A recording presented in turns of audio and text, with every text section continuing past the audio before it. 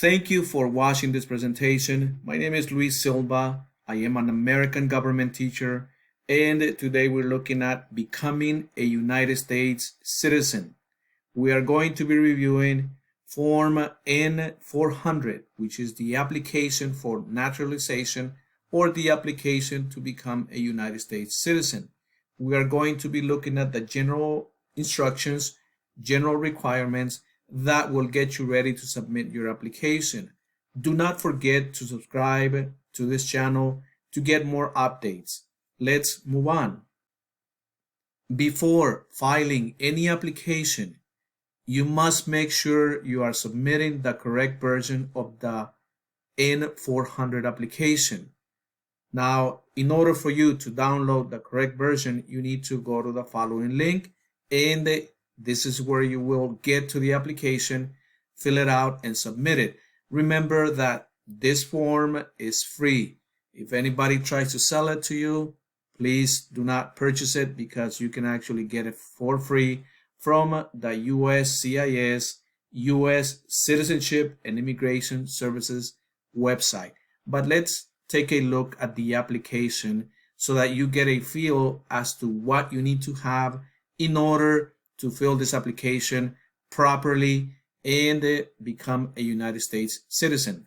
Let's go to the application now. What you have in front of you is Form N-400, application for naturalization, or the application to become a United States citizen.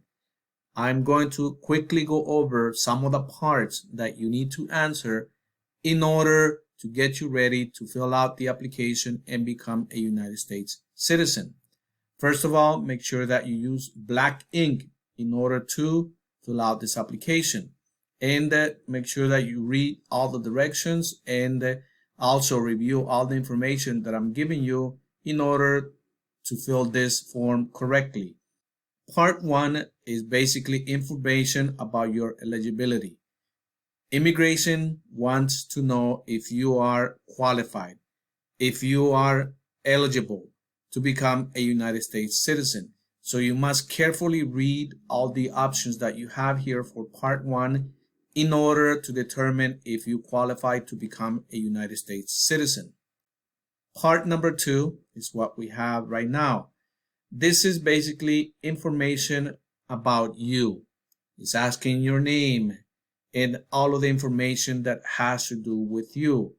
By the way, please remember to have your green card ready, and also remember to have your social security because you will need that information. As you can see, part 2 is all about you. Part 3 is very important, and it has to do with accommodations for individuals with disabilities and or impairments. If you have a disability, this part applies to you. Make sure that you answer all the questions properly. Part 4 is information to contact you, such as your daytime telephone number or your email.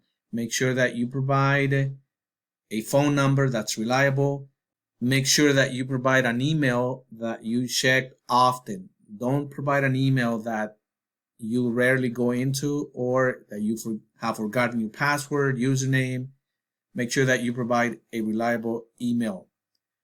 Part 5 has to do with information about your residence. Where have you lived? Have you moved? Make sure that you have that information ready because immigration wants to know where you have lived and if you have moved recently.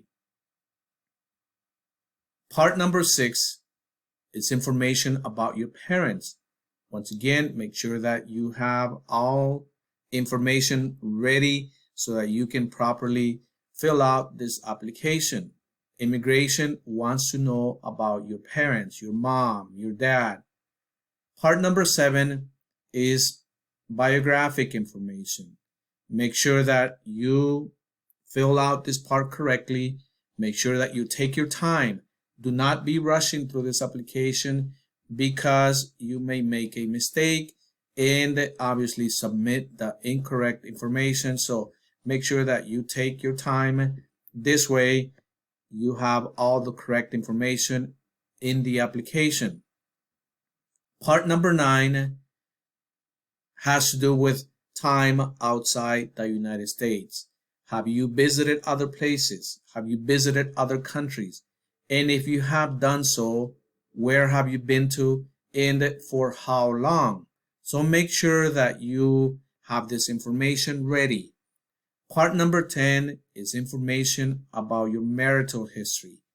Please make sure that if you have been divorced a couple of times, make sure that you have dates, make sure that you have all of the information, like when you separated or when you officially became divorced from another person. So make sure you have that ready when you're filling out this part of the application. Immigration wants to know who was the prior person that you were married to. And make sure that you have, once again, all of that information ready to be submitted, and that is actually correct, especially with dates. Now, part 11 has to do with information about your children. Please make sure that you have all of the information that pertains to your children, as immigration wants to know that. Make sure that you have all evidence, all documents, because you may have to submit some of that information to immigration, and they want to know who you are, they want to know about your family, they want to know what you've done, they want to know where you have lived. Part number 12 is additional information about you. Please make sure that you are truthful with all of these responses. Make sure that you are as honest as possible so that immigration can actually have a good feeling for who you are. And here you have a whole bunch of questions that must be answered, and they want you to answer them truthfully. Because remember, immigration has many ways of finding out anything and everything about you. So just be truthful with your responses. There's nothing wrong with being truthful. To the contrary, they will like that about you. And just be truthful about everything. Part number 13 has to do with applicant statement, certification, and signature. Make sure that you read this section carefully. Make sure that you answer all parts carefully, and you should be okay with the immigration officer. Part number 14 has to do with interpreters, contact information, certification, and signature. If you use an interpreter to actually get this application done, make sure that you have this information about the interpreter ready, and that you tell immigration who's the person that basically helped you with this. Part 15 has to do with contact information, declaration, and signature of the person preparing this application. If other than the applicant, for example, if somebody else is helping you get this application ready, we need that information to be in this part of the application. Make sure that you're truthful. Immigration will not be angry with you or mad with you because you're being truthful with what you are doing. Now, let's go to part 16. But before we actually get to part 16, if you look at the top of the presentation, it says, no, do not complete parts 16, 17, or 18 until the USCIS officer instructs you to do so at the interview. So basically, once you're done with part 15, you're basically done with the application, because from what the directions tell you, you will fill out the rest of this application in front of the immigration officer. So this is the application that you have to fill out, and this is the application that will determine your eligibility to become a United States citizen. Make sure that you fill it carefully. Make sure that you are ready to become a United States citizen. Now let's move on with the rest of the presentation. All right, so we just reviewed the application to become a United States citizen, but I do want to bring this to your attention. Make sure this is the first page of the application to become a United States citizen. Make sure that you are using the correct version of the application. As you can see to the right hand side, top right hand side of this application, this particular application expires 09/30/2022. So that means that after this particular date, you have to use the newer version of this application. So just keep this in mind when you are filling out the application to become a United States citizen. As you saw, as we were reviewing the application, this version of the application has 20 pages and a combined total of 18 parts. Please make sure to go back to this presentation if you have any more questions on the N400 application. Before you do anything with Form N400, we must check to make sure that you are eligible to become a United States citizen. In other words, you want to make sure that you qualify to be a United States citizen. Because remember, with this application, you will send money. You will have to pay for it. And you do not want to lose your money. So let's make sure that you qualify to become a United States citizen. And here are some general guidelines in order for you to be successful at completing your application. First of all, you must be at least 18 years of age at the time you file. You must be a permanent resident or have a green card, in other words, for at least 5 years, or be a permanent resident and married to and living with a United States citizen for at least a period of 3 years. Please remember this. If you are married to a United States citizen, you must be living with him or her for a period of no less than 3 years. You must demonstrate continuous presence and residence in the United States immediately before you file your N400 application. You must be able to read and speak basic English. Please make sure that you look at the links that I will be providing to you at the description part of this video. This way you can go to those links and get more information on everything that I'm letting you know and talking to you about right now. But let's look at some of the exemptions that you have available and you can take advantage of to become a United States citizen.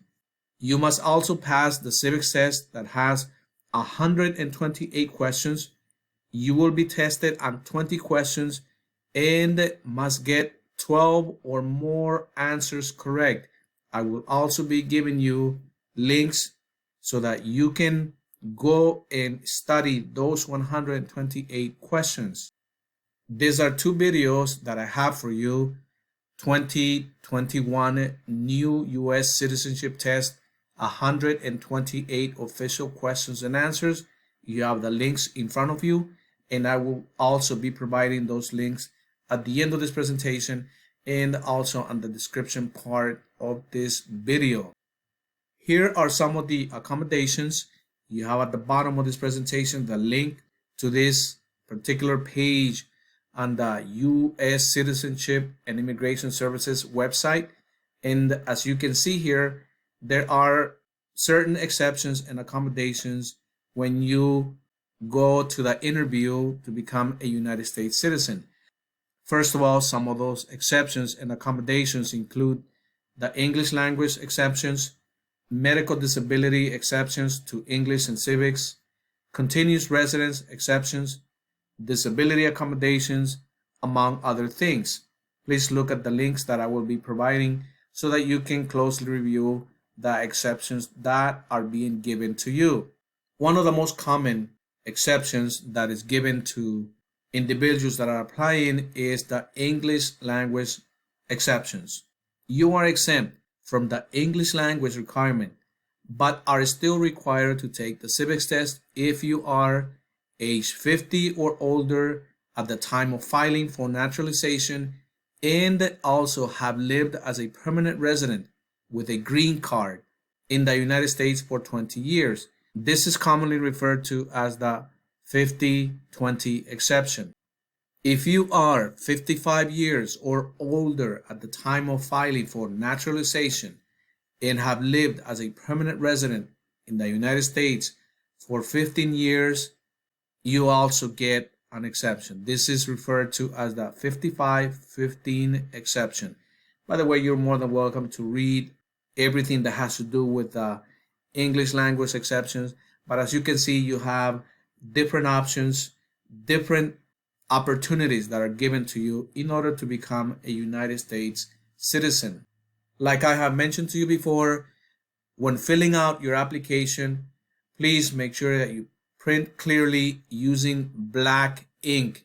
In case you run into a scenario that you need extra space to answer questions, make sure you attach additional sheets of paper. You must include on the top of each additional sheet of paper the following information. Very important. Please make sure you follow this if you're adding more information to your application. Number one, you need to have your name. Number two, you need to have your A number, or better known as the alien registration number, your green card number. You need to have the date. You need to have the application page number, the part number, as well as item number. And finally, do not forget your signature. Make sure to answer all questions. If an item is not applicable to you, you may type or print NA, just like you see it here, which basically means not applicable. You must complete sections 1 through 15, like I have mentioned to you before, like I mentioned to you when we were reviewing the application. You must only complete sections 1 through 15 of the application. Do not complete parts 16, 17, or 18 until USCIS officer instructs you to do so at the interview. Always provide your A number on the top right corner of each page when applicable. Your A number is located on your green card. You have an example in front of you. You see that box or those numbers that are in the middle of the square, red square. That is your A number, your green card number. The A number can consist of 7 to 9 numbers. If your A number has less than 9 numbers, you need to replace zeros before the first number to make a total of 9 numbers. For example, if your A number is A 3, 4, 5, 6, 7, 8, 9, you see there we're missing a couple of numbers to make it to 9 numbers. So you must write your number on the application as A 0, 0, 3, 4, 5, 6, 7, 8, 9. That makes a total of 9 numbers. This is how you must fill out your application to become a United States citizen. And here we have an example of what I just gave you. The green card in this case only had 7 numbers. So what we did is we added 0, 0 in front of the first number, and that made it a total of 9 numbers. In order for your application to be accepted by USCIS, it must be properly completed and signed. A photocopy of the application is acceptable, but it must have a handwritten signature. No signature, remember, equals a rejection. Now let's look at the current filing fees for the N400 application, or the application to become a United States citizen. First of all, you need to have the fee that is required by USCIS, which is $640. On top of that, you have to add an $85 fee for your fingerprints, biometrics. Please remember, this fee may go up depending on current litigation in the courts. The fee may be the following. Be alert. The N400 application for naturalization, if you're filing online, it potentially can be $1,160. The N400 application for naturalization, if you're filing on paper, like we're reviewing right now, it will be $1,170. Now, this is current litigation. So currently, the fee is a combined total of $725. This includes USCIS fees and it includes your fingerprint fees. Please make sure you remember that. Make sure that you follow all directions. Now, if you're paying by check, in this case, personal check, you have in front of you an image of a check, and this is how your check must look like when you send it to immigration. This is how you need to send your check. Do not do it any other way because it may get rejected. Now, there is a fee waiver guidance. So make sure that if you qualify, you use form I-912 request fee waiver. This will actually provide you some financial relief in order for you to avoid paying for this application.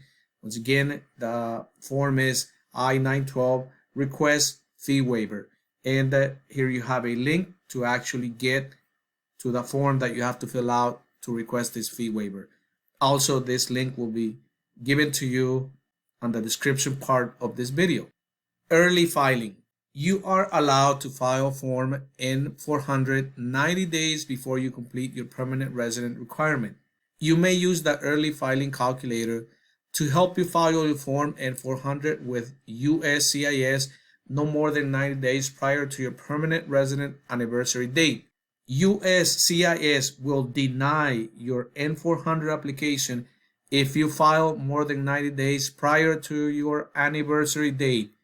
Use the early filing calculator to determine when you can send your application, and I'm giving you here a link. Once again, this link will also be given to you when you look at the description part of this video.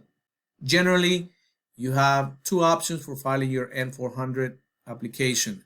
First is online, and the second one is on paper. Make sure once again that you're following all the directions in order to get you to become a United States citizen. Now let's look at the places where you need to send your N400 application with all required documents. To the left hand side, you have different states, including California, Hawaii, Kansas, and many other states. If you are applying and you live in one of those states, to the right hand side, you have the addresses where you need to send your application to. The same here. Look at the list of states to the left hand side, and you will be mailing your N400 application with all documents, supporting documents, to the address on the right hand side. And finally, we have the other states here, which end with Pennsylvania, and the same thing. If you live on one of those states, to the left hand side, you need to submit your N400 application to the address given to you on the right hand side. If you are a military member or family member, please read the directions below as to where you need to file your application in order to become a United States citizen.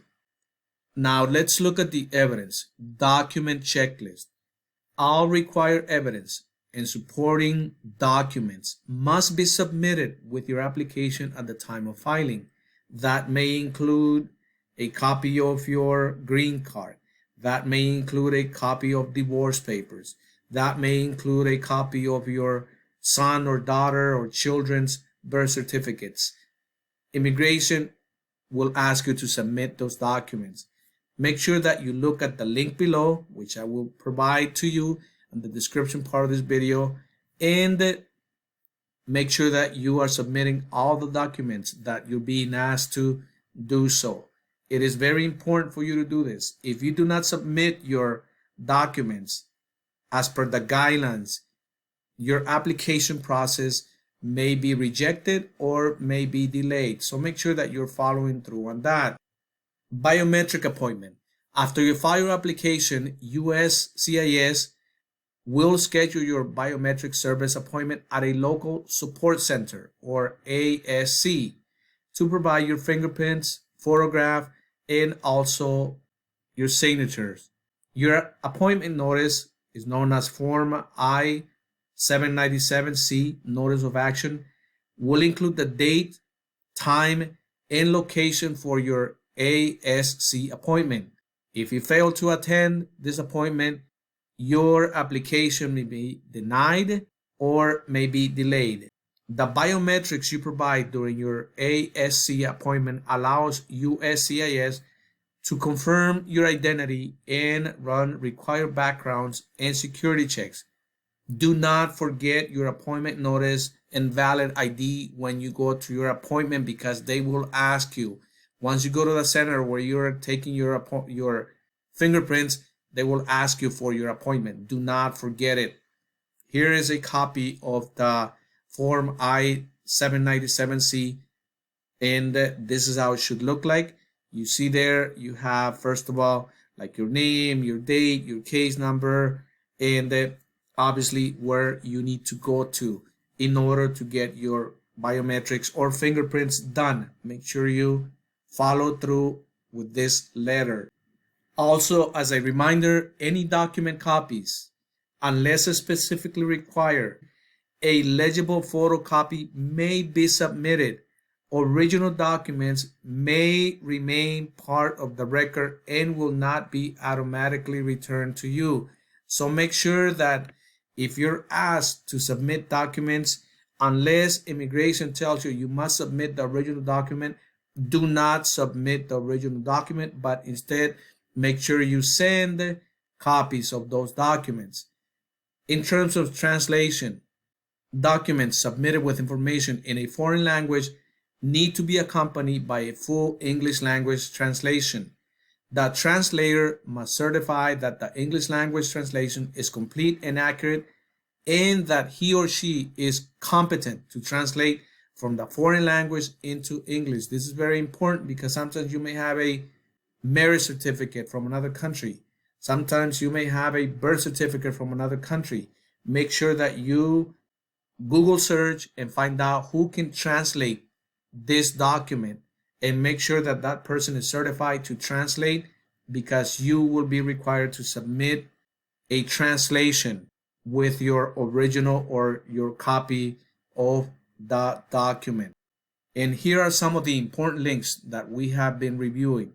Make sure that you go to each link as need be. Also, all of this information here, all of these links are in the description part of this presentation. And here we have some additional resources. In case you need to reach USCIS National Customer Service number, you have the 800 number there.